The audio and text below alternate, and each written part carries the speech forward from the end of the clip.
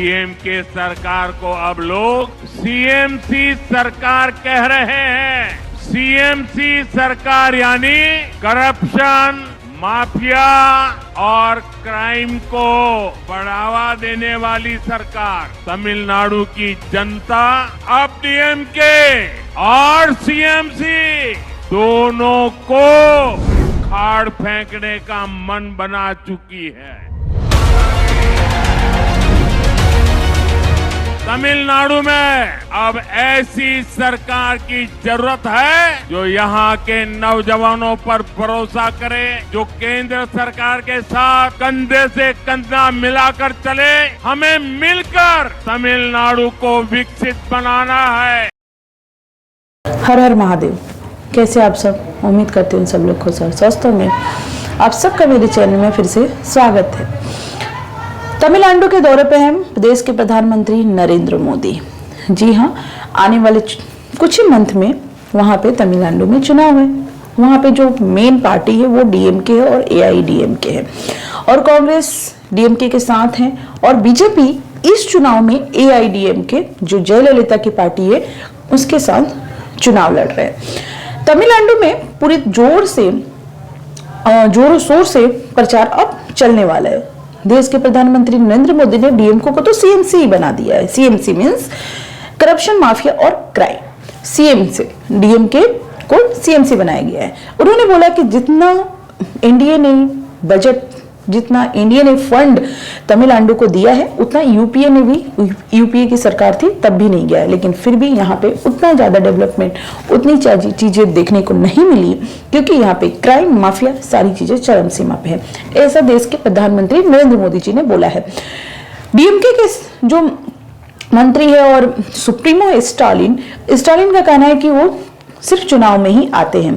देखिए, स्टालिन वही है जो पूरी तरीके से सनातन विरोधी, उनके लड़के हो या फिर स्टालिन हो, पूरी तरीके से सनातन विरोधी बयान देना, पूरी तरीके से सनातन को खत्म करने की बात करना। वैसे वो सिर्फ बात कर सकते हैं, सनातन को आज तक ना किसी ने मिटाया है ना मिटा सकता है, ये सोचने की भी बात नहीं है।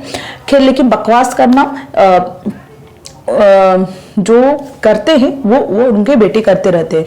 तो स्टालिन जो है तमिलनाडु के सीएम है, तो वो कह रहे हैं कि ये सिर्फ देश के प्रधानमंत्री नरेंद्र मोदी जी सिर्फ आते हैं चुनाव के टाइम पे देश। वहीं नरेंद्र मोदी ने बोला कि जिस तरीके से ये लोगों का सपोर्ट मिल रहा है उससे इतना है कि डीएमके की जाना तय है। अब डीएमके जाएगी या रहेगी वो तो आगे वाले दिन बताएगा, लेकिन हाँ एक चीज है, डीएमके तमिलनाडु की सरकार, तमिलनाडु की जनता कहीं ना कहीं आप लोकसभा के चुनाव में देख सकते हैं तो परसेंटेज ऑफ वोट जो है वो बीजेपी के फेवर में आया है।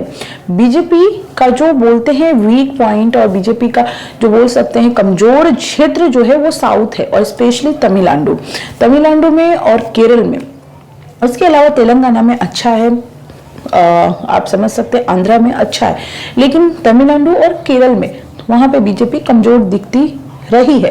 लेकिन पिछले लोकसभा में अगर आप देखें तो परसेंटेज ऑफ वोट गेन हुआ है, तो इस साल के विधानसभा में कुछ ना कुछ अच्छा संकेत मिलने की आशंका जरूर होगी बीजेपी को। इसीलिए बीजेपी पूरे दमखम से वहां पे जोर लगाने वाली है। तो देश के प्रधानमंत्री नरेंद्र मोदी वहां पे उन्होंने सभा संबोधित किया और बताया कि हमको सपोर्ट करें और हम नया सरकार यहाँ पे लाए। इस बार हम एआईडीएमके के साथ चुनाव लड़ रहे हैं, तो आपकी सपोर्ट की जरूरत है, और हो सकता है कि तमिलनाडु की जनता सपोर्ट भी इस बार दे। तो आपका क्या ख्याल है, मुझे कमेंट करके बताएं। क्या बीजेपी जो कमजोर कड़ी रही है साउथ, क्या उसे मजबूत कर पाएगी?